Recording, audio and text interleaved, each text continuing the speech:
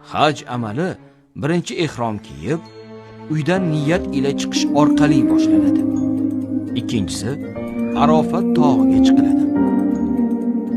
Uchinchisi Muzdalifada tunni o'tkazadilar.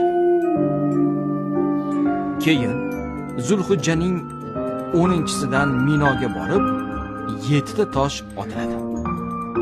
Undan keyin tahallul avval qilinadi, ya'ni soch olinadi. Tahallul avvaldan so'ng hojilar Minoga qaytishadi va tunni o'sha yerda o'tkazishadi. Keyin yana Jumra ula Vuhsa maqobaga tosh otadilar. Shundan keyin hojilar 7 marta tavvof ifodani ado etish uchun Makka ga qaytishadi. Ular Safo va Marvo orasida sa'ni, ya'ni 7 bor borib qaytish amalini bajaradilar. Undan keyin tahallul tasani bajaradilar. Va eng so'ngida tavvof va'da, ya'ni vidolashuv tavofini ado etadilar.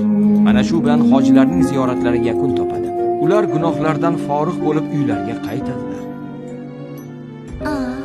Tushundinglarmi bolalar?